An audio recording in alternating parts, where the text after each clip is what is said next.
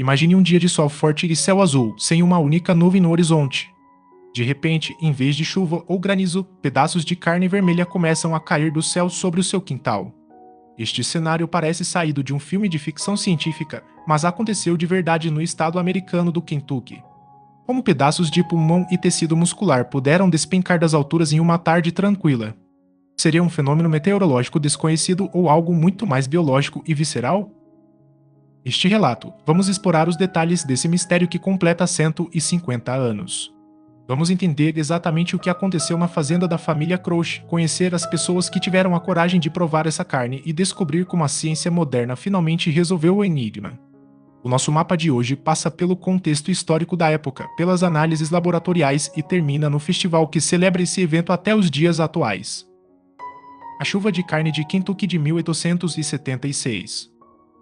No dia 3 de março de 1876, o condado de Bath, no Kentucky, presenciou um fenômeno inacreditável.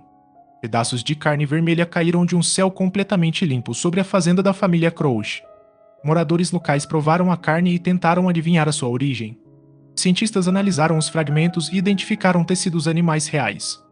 A explicação biológica moderna aponta para uma regurgitação coletiva de abutres em voo como mecanismo de defesa.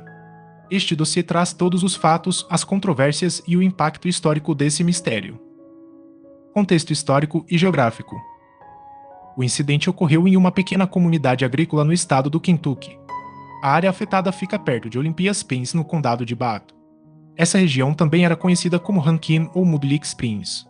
Hoje, a área faz parte da Floresta Estadual de Olympia. Em 1876, os Estados Unidos viviam um período pós-guerra civil. Notícias sobre eventos estranhos e milagres eram muito populares na época. A imprensa de grandes cidades buscava histórias bizarras para atrair leitores. Esse ambiente rural e isolado facilitou a propagação de boatos e lendas locais.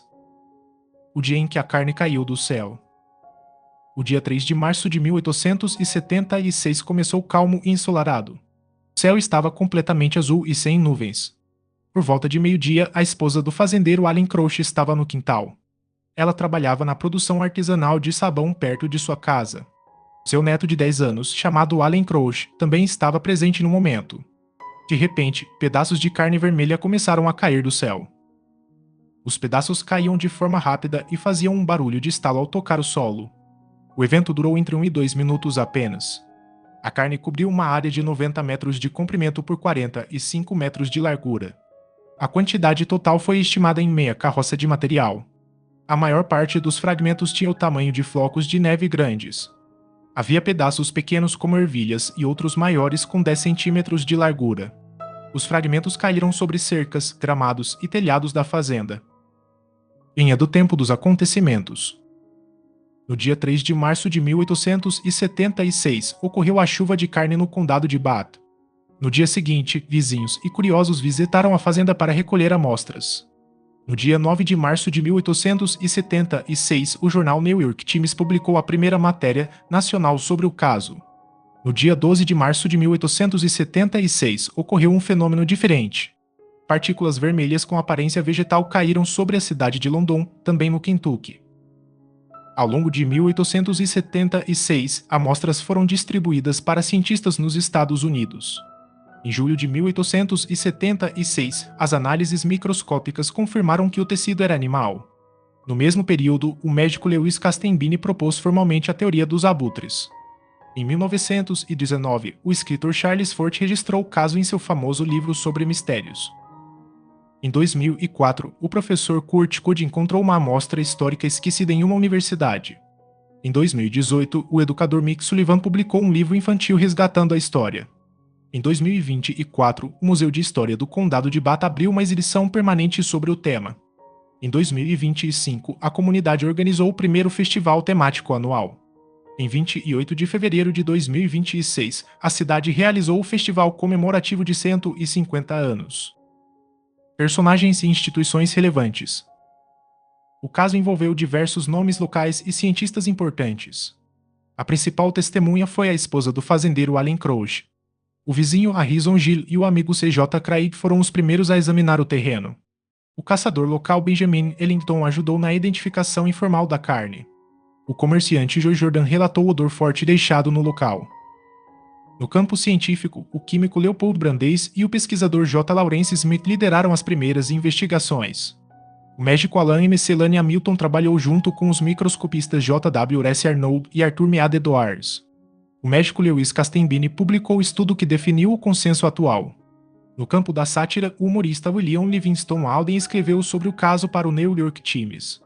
O escritor Charles Fort documentou o mistério em suas obras sobre fenômenos estranhos. Recentemente, o professor de arte Kurt Gödde, da Universidade de Transilvânia, resgatou o interesse científico no assunto. O podcaster Mick Sullivan e o organizador Ian Corbin transformaram o mistério em patrimônio cultural local.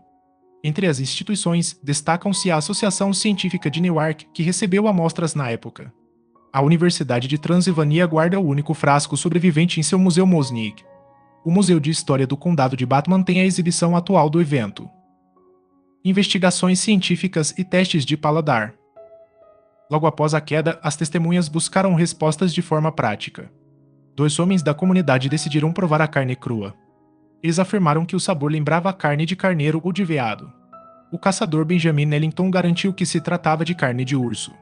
Outros moradores achavam que parecia carne de boi fresca. O gato da família Crouch comeu vários pedaços e não apresentou sintomas de envenenamento. Os testes microscópicos oficiais revelaram dados surpreendentes. Os cientistas analisaram 7 amostras diferentes do material. 2 amostras foram identificadas como tecido pulmonar de mamífero. 3 amostras continham tecido de músculo estriado. Outras 2 amostras eram compostas por cartilagem e tecido conjuntivo. O médico Alan M. Selany Hamilton apontou que o material parecia pulmão de cavalo ou de bebê humano. As estruturas pulmonares dessas 2 espécies são quase indistinguíveis no microscópio da época. Essa comparação assustou os moradores, mas confirmou a origem animal. Explicações simples de conceitos técnicos. Para entender o caso, é preciso explicar 3 conceitos científicos. O primeiro conceito é o nostoc. Ele consiste em uma cianobactéria terrestre. Essa bactéria vive no solo de forma invisível quando está seca. Quando chove, ela absorve água muito rápido. Com isso, ela vira uma massa gelatinosa parecida com carne fresca. O segundo conceito é a regurgitação de defesa dos abutres. Essas aves comem carcaças de animais mortos. Elas costumam comer muito mais do que aguentam carregar. Quando precisam fugir de predadores, elas vomitam. Isso as deixa mais leves para voar mais rápido. O vômito do abutre também é muito ácido. Esse ácido queima e afasta os inimigos próximos. O terceiro conceito é o sequenciamento de DNA. Esse teste lê o código genético para descobrir a espécie exata do animal. No teste feito em 2004, o material genético estava muito antigo. O álcool usado na conservação quebrou as fitas de DNA ao longo dos anos. Por isso, o sequenciador não deu um resultado exato. Ele apenas indicou proximidade com cabras ou ovelhas. Fatos confirmados versus hipóteses. O único fato totalmente confirmado é que tecidos biológicos de origem animal caíram do céu no condado de Bath. As análises laboratoriais antigas e modernas comprovam a presença de carne real. Todas as outras explicações são hipóteses científicas. A teoria do nostoco foi descartada porque não choveu no dia da queda. A hipótese de uma tempestade ou tornado ter sugado carne de um açougue também foi rejeitada. Não houve registro de ventos fortes ou tempestades na região naquele dia.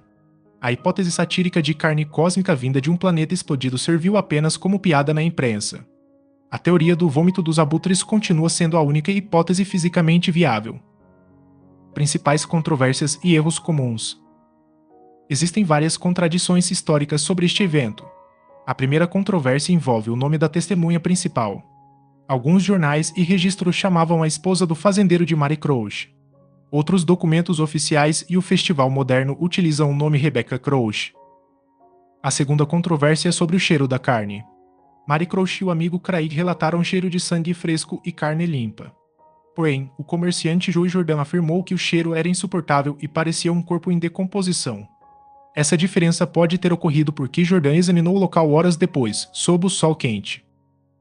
A terceira controvérsia envolve o formato físico da carne. Abutres costumam rasgar o alimento em tiras longas e finas. Contudo, as testemunhas descreveram pedaços em formato quadrado e cubos perfeitos. Alguns teóricos sugerem que as aves podem ter encontrado restos descartados por um açougueiro. O erro comum mais frequente aparece em vídeos modernos na internet. Algumas produções afirmam que o caso aconteceu no ano de 1867.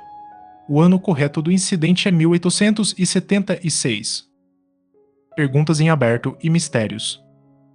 Mesmo após 150 anos, o caso mantém mistérios sem solução. Não sabemos de qual animal a carne se originou originalmente. Os testes modernos de DNA não conseguiram identificar a espécie com precisão. Também não sabemos por que o vômito coletivo ocorreu exatamente sobre a fazenda Crouch.